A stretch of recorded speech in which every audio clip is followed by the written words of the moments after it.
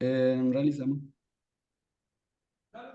realizamos esta serie de charlas, más que nada como para ir recordando ciertos conceptos que nos van a ayudar a desenvolvernos eficientemente en el laboratorio clínico. Eh, son, Esta charla va más direccionada a recordar conceptos básicos introductorios a los sistemas de gestión de calidad del laboratorio. Para recordar un poco, ahí parece que no se ve. Voy a mover un poco esto hacia acá. Ahí. Para recordar un poco, podemos empezar hablando sobre el concepto de calidad. Calidad es el grado en el que un conjunto de características inherentes a un objeto, producto, servicio, proceso, persona, organización, sistema o recurso cumple con los requisitos. La calidad en cuanto al laboratorio, la calidad de un laboratorio se puede definir como la exactitud, fiabilidad, puntualidad, perdón, de los resultados analíticos notificados. Los resultados analíticos deben ser los más exactos posibles. Todos los aspectos de las operaciones analíticas deben ser fiables y la notificación del resultado debe ser puntual para ser útil en el contexto clínico o de la salud pública. Entonces, el sistema, la gestión de la calidad de un laboratorio debería ser un proceso estándar, es decir, un modo consistente de evaluar el proceso de un examen de laboratorio. Como podemos ver en la imagen, es un proceso cíclico que empieza primeramente, o sea, se inicia con el planeamiento de la calidad, eh, los procesos de la calidad en el laboratorio se refiere a los procedimientos que nosotros instauramos justamente como para asegurar la calidad dentro de nuestro trabajo, control de calidad, evaluación de los resultados de estos controles y esta evaluación va a arrojar mejoras de los procedimientos, los cuales nuevamente se deberían actualizar los planeamientos en sí de la calidad. Todo esto está dirigido por estándares y requisitos de calidad.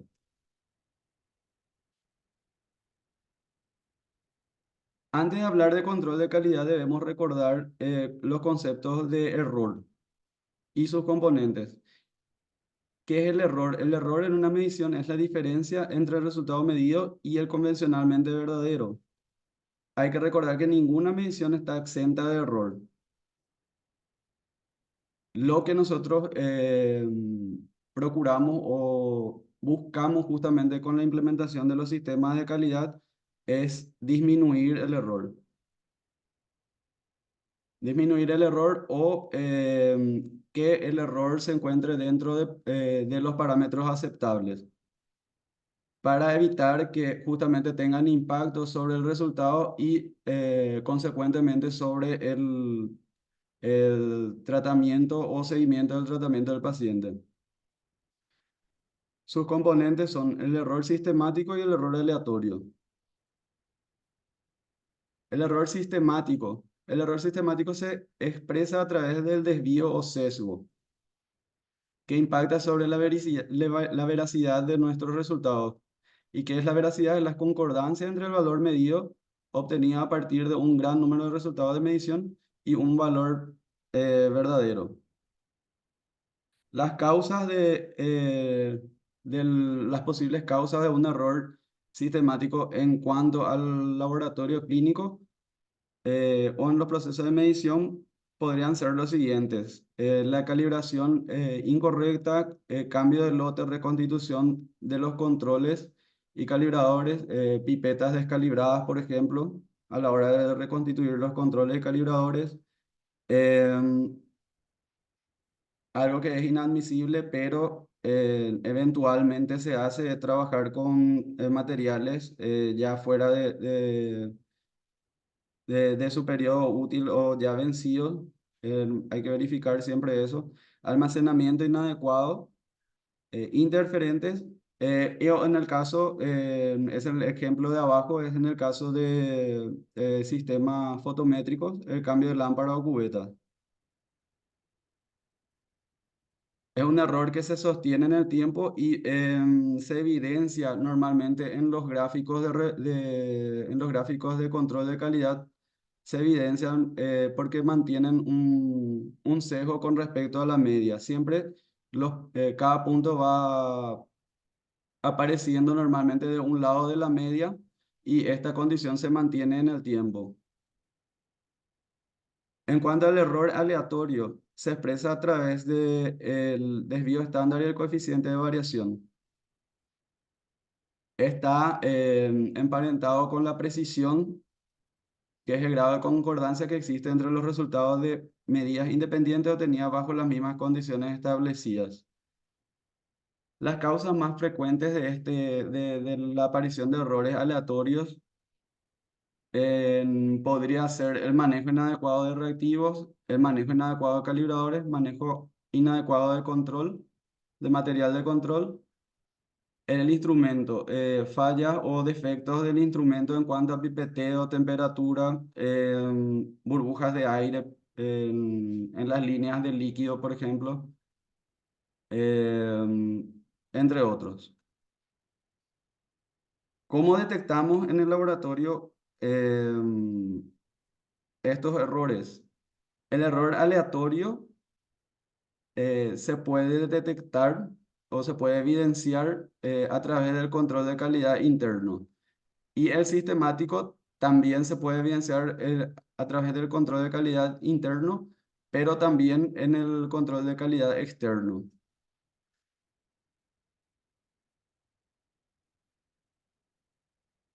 Entonces, el laboratorio debe implementar las herramientas eh, de control de calidad tanto interno como externo para asegurar la fiabilidad y validez de sus resultados. El control interno es una herramienta analítica que evalúa los procesos de medición en términos de precisión, asegurando de esta manera la fiabilidad de los resultados. El programa de control de calidad externo sería más una herramienta de cara a la seguridad del paciente.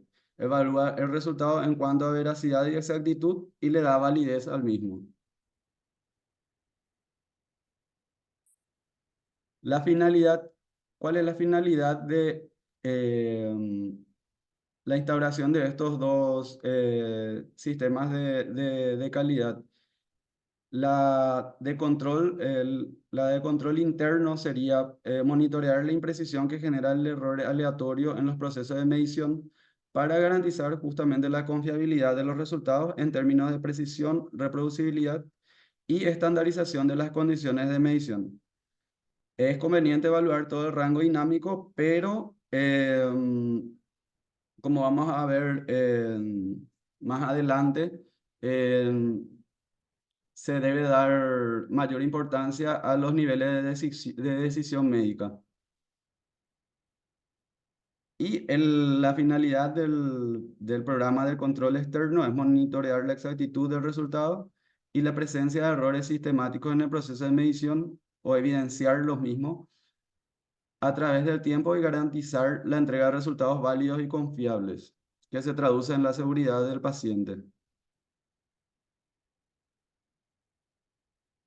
Estos son pasos a tener en cuenta para obtener óptimos resultados de control de calidad.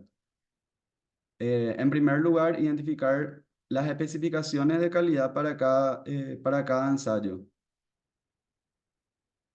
En segundo lugar, escoger un buen material de control de calidad. En tercer lugar, empezar y finalizar las pruebas de pacientes con la evaluación de control de calidad. En cuarto lugar, conocer las características que debe tener un buen resultado de control de calidad. Y por último, ser capaz de reconocer y solucionar las situaciones fuera de control, que justamente es la que queremos evidenciar a fin de que estas situaciones no impacten a nuestro resultado final. Bueno, en cuanto al control interno, podemos hablar primeramente de los tipos de materiales em, tipos de control de calidad que disponemos en el mercado para determinado fin. Entre ellos tenemos los de primera opinión, que son aquellos que son elaborados por la misma casa que fabrica los reactivos e instrumentos.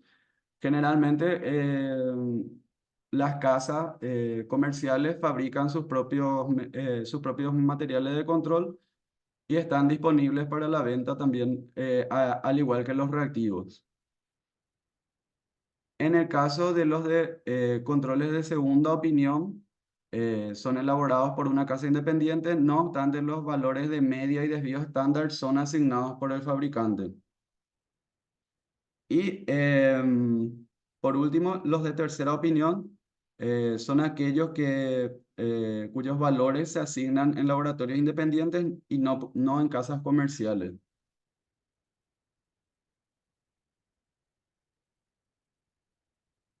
Teniendo en cuenta el tipo de material de control de calidad, presentamos las ventajas de los controles de tercera opinión. Está diseñado para ser procesados en diferentes instrumentos, posee conmutabilidad. Hay que tener en cuenta en este punto que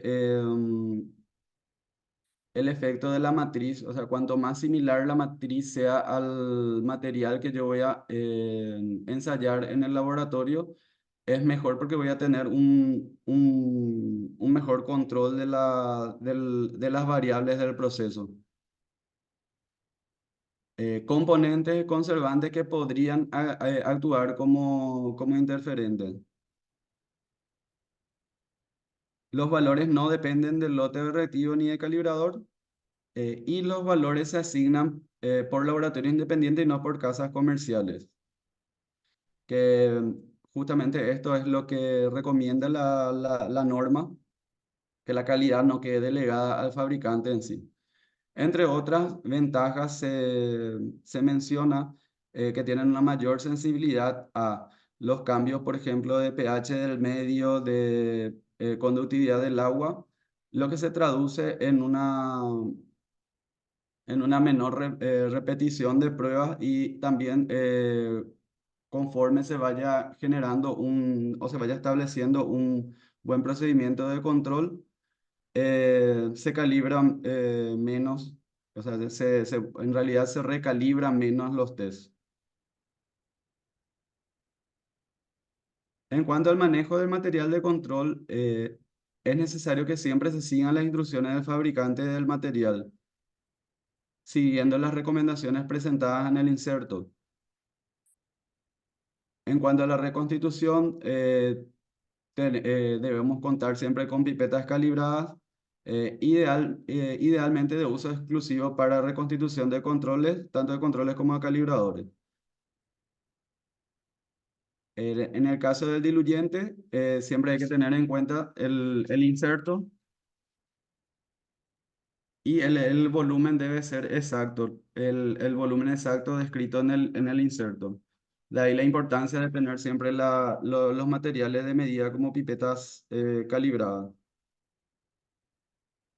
En el caso de los alicuotados pueden realizarse en distintos volúmenes según el requerimiento del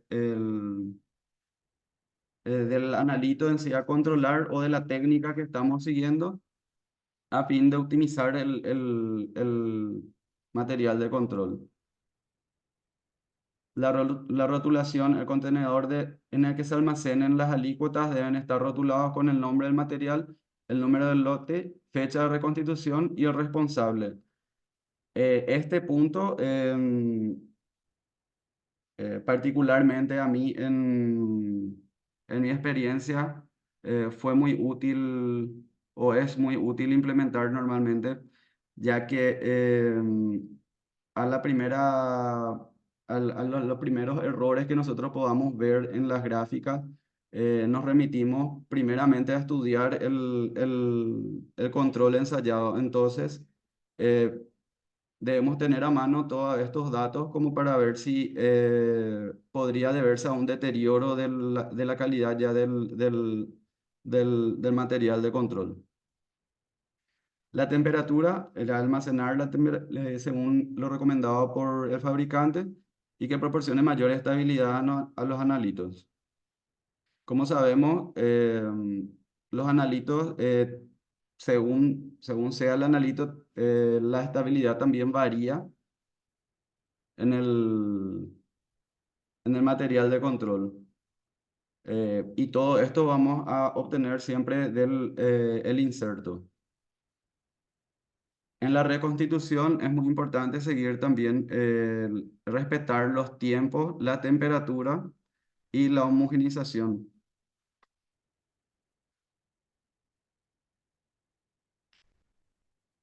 Una vez que ya tenemos definido qué tipo de material utilizar y las condiciones en las cuales vamos a reconstituir y almacenar, debemos definir la frecuencia, los límites y los criterios de aceptación o rechazo. En el caso de los lotes nuevos, o sea, al iniciar con un nuevo lote de control, normalmente tomamos los valores de los inductores estadísticos provenientes del inserto, ya sea la media, desvío estándar, coeficiente de variación y el límite de dos desvíos estándar. Posteriormente a eso, conforme vamos avanzando en el tiempo, podemos realizar una valoración de, de 20 corridas. En ese momento ya vamos a disponer de los datos suficientes como para calcular nuestro propio desvío estándar, nuestra propia media y establecer los límites de los dos desvíos estándar y los criterios de rechazo y aceptación. En la valoración de los 20 puntos es requerida la información proporcionada por 20 mediciones de cada nivel de control a utilizar. Eventualmente es posible reducir el tiempo a no menos de 2 días procesando los controles por duplicado. El material de control debe ser procesado en idénticas condiciones a las que se procesan la muestra de los pacientes. Y es muy importante que durante esta valoración, ya sea la instauración de la media valorada y el desvío estándar valorado, eh, sean sometidos a los mismos tratamientos y realizados por los mismos operadores para minimizar la variabilidad aportada por el operador. Entonces, de esa forma obtenemos la media valorada, el desvío estándar y el coeficiente de variación que vamos a utilizar para confeccionar nuestras gráficas de control. En cuanto a la frecuencia de corrida, técnicamente se deben procesar los controles por corrida analítica y se entiende por corrida analítica que es el intervalo durante el intervalo de tiempo durante la cual las variables del proceso de medición se mantienen constantes. Las pruebas de alto riesgo o peor desempeño necesitan mayor control de calidad. Eso refiere a aquellos analitos que nosotros podemos observar que tienen un comportamiento estadístico inestable, ya sea por la naturaleza mismo del analito o el sistema que estamos utilizando, el sistema de medición que estamos utilizando. También se refiere a pruebas cuyas consecuencias sean perjudiciales en el caso de darse un resultado erróneo, pruebas que respalden la decisión aislada del médico, una prueba que requiera una acción inmediata o una prueba que se realice en una muestra cuya extracción sea complicada o dolorosa. Una vez que ya tenemos definida nuestra media valorada y nuestros coeficientes de variación y desvíos estándar valorados, procedemos a la confección de las gráficas de control de calidad. La principal utilidad es que nos brindan o podemos observar el comportamiento de nuestro sistema de medición comparados con la media Y la variación o los inductores de variación que establecimos previamente. Consiste en valores graficados en secuencia a lo largo del tiempo, es decir, una monitorización de todos los puntos que tenemos a lo largo de un periodo definido de tiempo. La gráfica permite determinar si el proceso es estadísticamente estable. Un proceso es estadísticamente estable o bajo control estadístico si solo varía de forma natural, sin patrones cíclicos o fuera de lo común. A menudo los datos siguen una distribución normal en torno a la media. Como podemos ver, la mayor parte de nuestros puntos de control al mirar una gráfica eh, deben estar entre los dos desvíos estándar, en torno a la media o valor consenso. Aquí podemos apreciar ejemplos de comportamientos justamente ya en una gráfica de control. El número uno correspondería a una gráfica en control, o sea, un comportamiento normal, eh, un comportamiento normal del control y del instrumento. El número 2, como podemos observar, o sea, el apartado número 2 engloba una serie de mediciones que ya poseen un sesgo con respecto a la media estipulada. En este caso, un sesgo por debajo de la media. Eso se mantiene a través del tiempo y nos está evidenciando un error sistemático. El número 3 corresponde a la gráfica de una tendencia, que es un desajuste proporcional un desajuste proporcional ya del sistema de medición.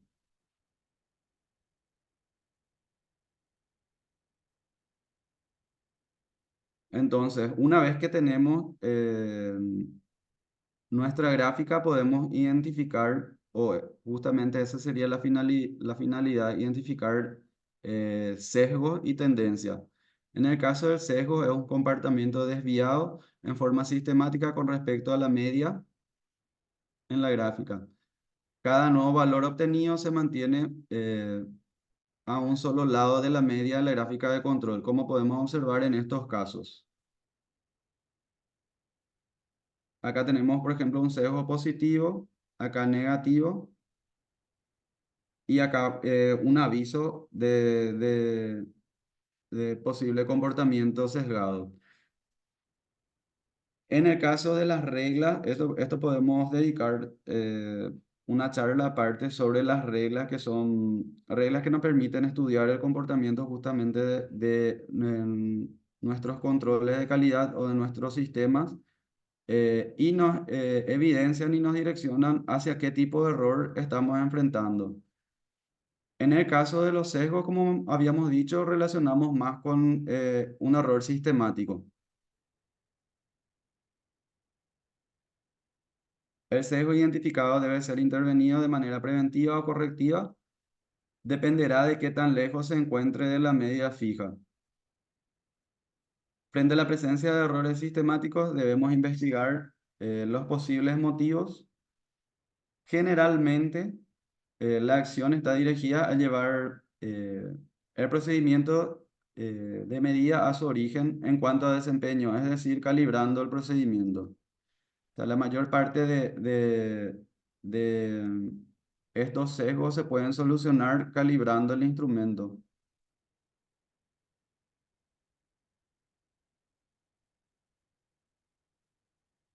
Otras posibles causas podrían ser cambios en la preparación del material de control, reconstitución, alícuotas y pipetas, nuevo lote de reactivo, almacenamiento de material de control inadecuado, en este caso, y deterioro del material de control. En cuanto a las tendencias, responde a un desajuste paulatino. de la medida, obteniendo cada día un valor con delta siempre positivo o negativo respecto al valor inmediatamente anterior. Es decir, eh, va aumentando proporcionalmente en el tiempo o disminuyendo y alejándose de la media. Frente a la detección de una tendencia en el comportamiento del material de control, es necesario investigar las causas y corregir. Algunas de las causas se relacionan a deterioro del almacenamiento del material de control, deterioro del almacenamiento reactivo, en el caso de los instrumentos de fotometría, deterioro de la fuente de luz y deterioro de la calibración que generalmente se presenta este tipo de patrón en los gráficos que le llaman aleta de tiburón, que sería ya ocasionado por un deterioro de la calibración. Es decir, es necesaria una recalibración por más de que no sea sugerida por el fabricante en ese tiempo.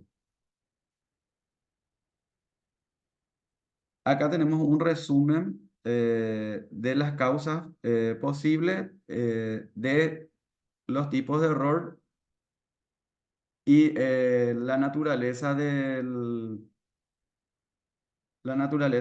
error evidenciado. Por ejemplo, coágulos o desechos en la pipeta, en el caso de los instrumentos automatizados, podrían dar un error sistemático también por experiencia.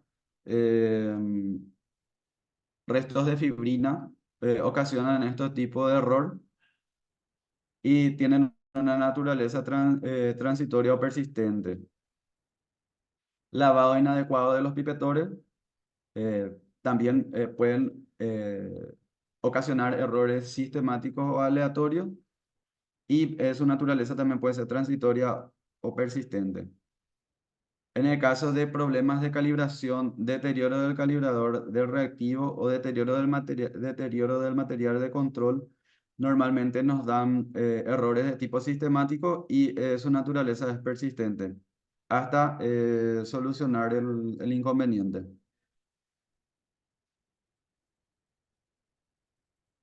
En cuanto a los errores aleatorios, este tipo de error no responde a una lógica o motivo fácil de identificar. En general, no son manejables o controlables y siempre existirán en el laboratorio clínico. En las cartillas o en los gráficos de control de calidad normalmente vamos a observar de esta forma.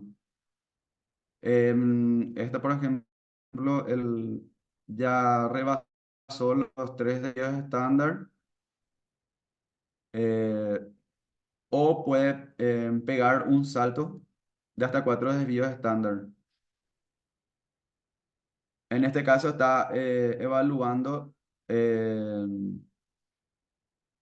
dos materiales de control, o sea, el material de control, pero dos niveles distintos. También en ambos casos pegaron un salto de 2 desvíos estándar que juntos suman 4, evidenciando un error aleatorio. Si el valor rechazado supera los 3 desvíos estándar, se asocia a pesar de su aleatoriedad a una situación extrema o fuera de control importante. Y normalmente podría estar, o en el mejor de los casos, podría estar asociado nada más al proceso en sí del control y a la alícuota que fue procesado. Por ejemplo, cambio de la alícuota a nivel de control. Muchas veces pasa que por defecto del rotulado o en el momento de procesar los controles se invierten los viales y esto podría ocasionar un error aleatorio. Alícuota no correspondiente al analito a controlar, burbujas o poco volumen de la alícuota de control, error en la programación del instrumento y falta de homogenización del material de control.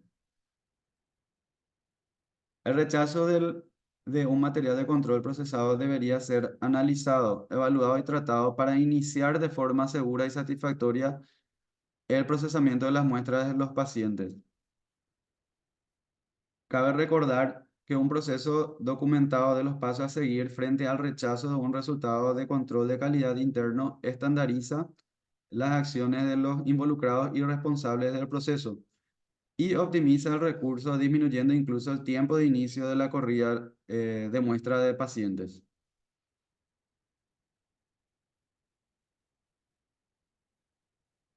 ¿Qué características debería de tener un buen resultado, un resultado típico de control?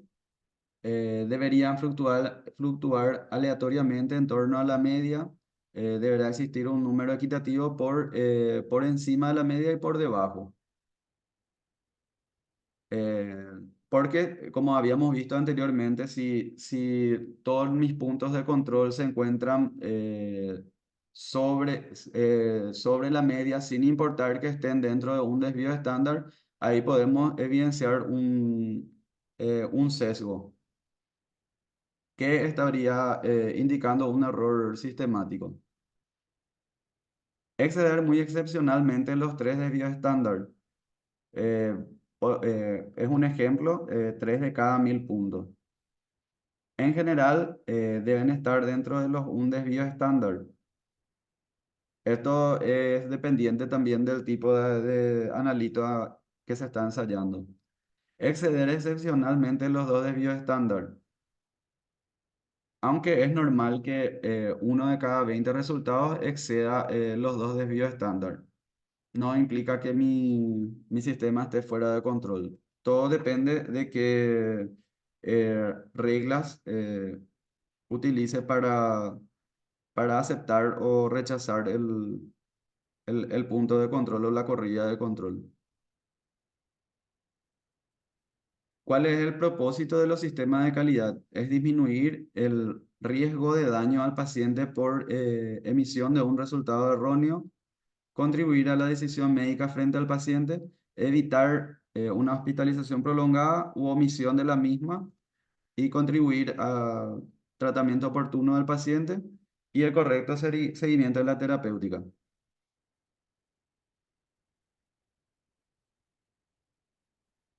No sé si tienen alguna consulta.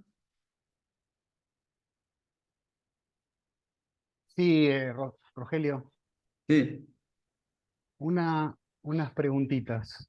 sí, Rica nos manda el informe con todas las gráficas, así ¿no es cierto? mismo. Ahora, nosotros los controles internos, es más complicado hacer gráficas todos los días. ¿Hay alguna aplicación o inteligencia artificial, algo que nos Según sugieras? tengo, sí, según tengo entendido, hay inclusive software de acceso gratuito para la gestión de datos en sí. Excelente, Eh, ya sea para el cálculo de media valorada, para el cálculo de coeficiente de variación eh, o desvío estándar, sí hay, como le había dicho, software que podrían ayudar y son de acceso gratuito. Podría buscar alguno y recomendarle alguno. excelente, porque papel milimetrado y regla es complicado, ¿no? No, ese ya es del pasado. Bueno, eso hacía yo. Acordate que Perdón, yo, perdón. yo me recibí en el siglo Eh, pasado. sí, no, normalmente hay, incluso también tengo entendido, hay ciertos software que se podrían utilizar para excluir valores